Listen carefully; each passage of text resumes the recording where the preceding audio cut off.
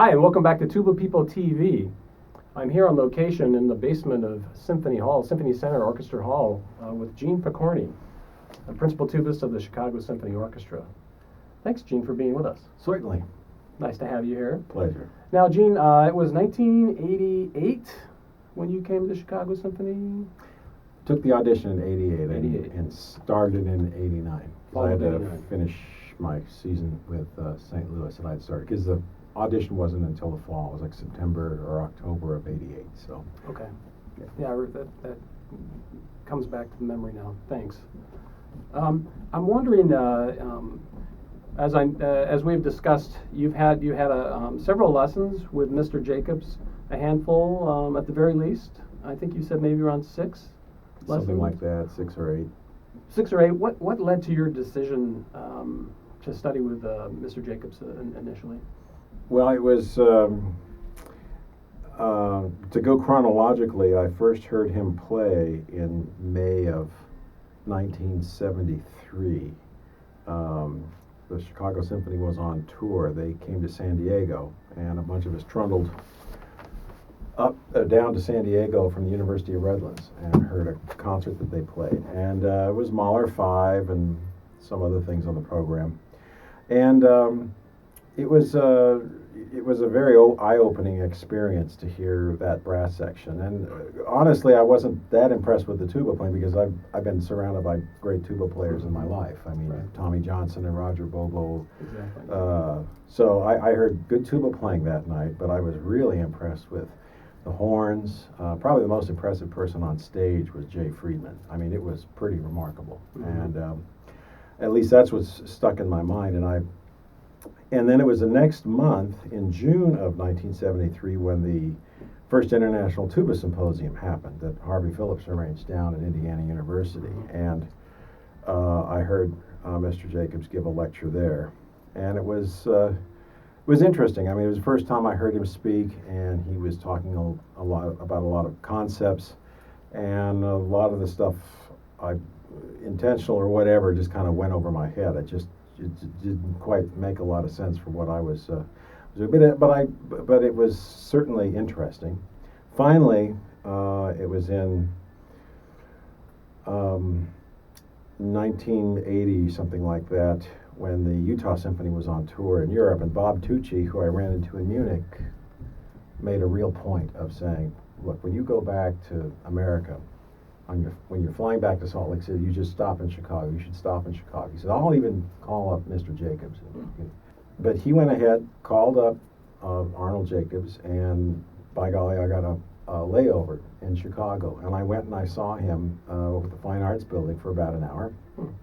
And it was kind of interesting in that what I thought I had figured was pretty good, which was sound. He said that he could find some places for improvement, and he also noted some other things regarding tension and that. So it made me intent upon the idea that maybe I should try to get together with him again. And in fact, that was a year or so later, maybe 6 months later, where I had a week off, and so I flew to Chicago and had a week's worth of lessons, about 3 lessons with him, kind of in a row. And he was mostly pushing the idea of relaxing and to use my entire breath capacity, because at the time I was only using basically the bottom. I wasn't using my chest areas at all. Yeah.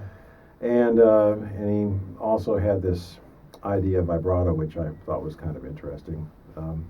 But it was a little bit different, and so that was my first really long exposure to what he had to say. Would you say that from a macro point of view, it was just the relaxation that you came with that he helped you with the most, or was there something else? Well, I think any of us who've taken just a few lessons with him, and I'd say by taking 5 or 8 lessons from him, I would consider that a few number. In fact, I think probably that's all that many of the people who've taken lessons from him. They just come in for 1 or 2 or something. So he's just trying to meet them on their level, wherever they're at. Mm-hmm. And that level is probably pretty elementary. Just simple breathing and the free exchange of air. And so I don't know that I never really got past that. I don't think very many people get past that. It's the long time. It's the long timers, the old timers who had many years of lessons with him, where they finally got past taking a deep breath and saying, okay, well, what do you do with this phrase? And I don't know that he never really talked that much about music with me. I mean, he was just kind of concerned about the mechanics. He would give a good example when I'd ask him to play, and and it was kind of remarkable because I'd play something and then it wasn't musical, and all of a sudden I realized if I put on vibrato, all of a sudden I'd get a real positive thing from him. So that was pretty simple to figure out. But most of it was mechanical, and most of it was relaxation, because 95% of most everything I learned I got from Tommy Johnson and Jeff Reynolds. I mean, they're the ones who built the truck, and Jacobs came in and polished the paint job, basically to make it happen. I mean, he made a lot of things. I have a lot of gratitude towards him for figuring this problem out with me. But I think I don't know that very many people really have a good concept of what his total picture is, because most of the people who took lessons from him only took lessons once or twice or three times, or even a half dozen times. I don't know they still got past the crust of what he had to say. So, and he, being the teacher he was a good one. He was not so much interested in teaching the subject as he was teaching the pupil. I mean, he was very concerned about particular problems that people had, and if he could solve them, he would. And some people went to him with specific problems, and they a lot of them did find solutions. Not everybody, but a lot of them did find solutions. So, so I would say probably macro, relaxing, using the full breathing apparatus, and not limiting it to just the top part, the bottom part of the diaphragm or whatever, or the upper body. I mean, he was very concerned about getting that. And the third thing was playing with a very, very full sound, and he liked to play it with a lot of vibrato. So that's true. So it was kind of the San Andreas fault, moved to the Midwest. So I remember in one of our my first lesson with you, after you first came to town, I was using some vibrato in the lesson, and you advised me to consider just using more of a straight tone. And certainly that was with Jake. That was his voice, that was his style, and that was his uniqueness, one of his unique qualities. But certainly it's not something that you experience on a global basis. No, it's. I thought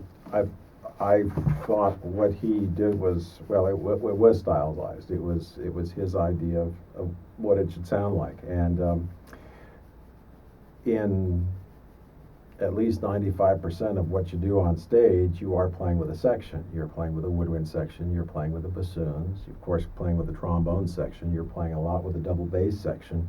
And your role in that, in those positions, is to set up a good bottom, a very solid bottom. And you can have a very singing sound without having to vibrate. I mean, if you couldn't do that, then the whole myth of the French horns of the Chicago Symphony is a total wash, because they don't play with vibrato, and yet you can't really say they don't play with a singing sound. So, right.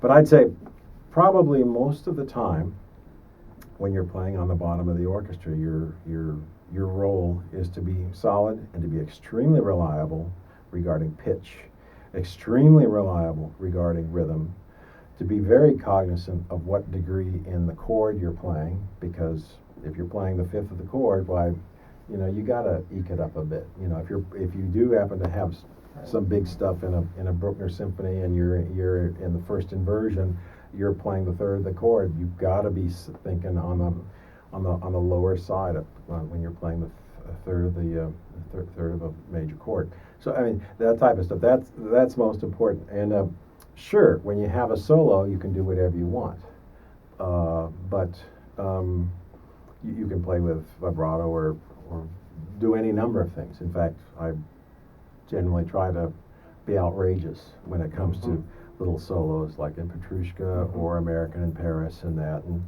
realize, you know, if I'm the solo in and of myself, or if I'm bridging the gap like in American in Paris between the violin solo and between the bass clarinet, you're not the whole thing that's happening. You're kind of bridging a gap between two other instruments. So you have a limited role as a soloist, but certainly, yeah, you have to play with singing sound and some amount of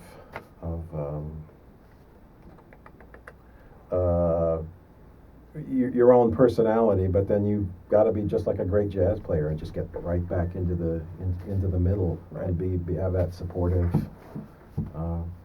role. Well, certainly, I think that you're well known for that, the various colors that you are able to achieve, and just blending and being a help to so many different parts of the orchestra. That's something that is not been a secret for the last 35 years, I think.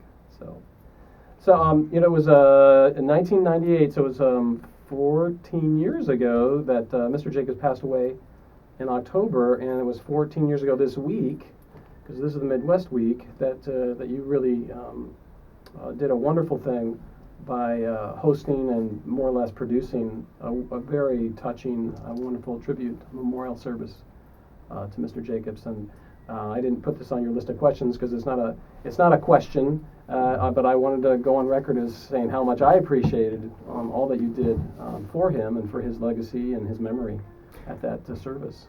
Well, we owe him a gratitude.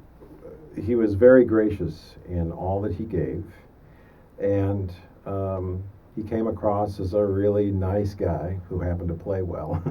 And people remember him as being just a very nice, genuine person. And it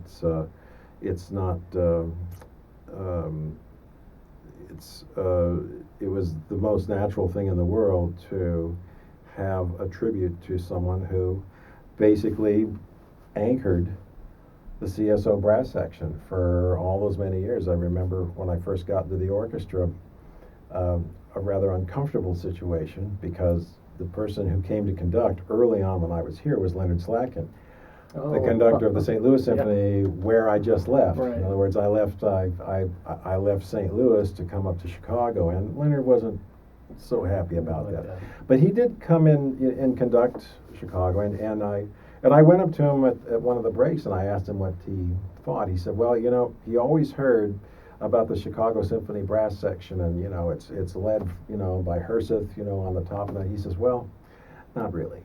It really starts from the bottom. And it was really Jacobs who, his style of playing, which not only had that vibrato thing happening, but also he would put a marcato accent on just about everything.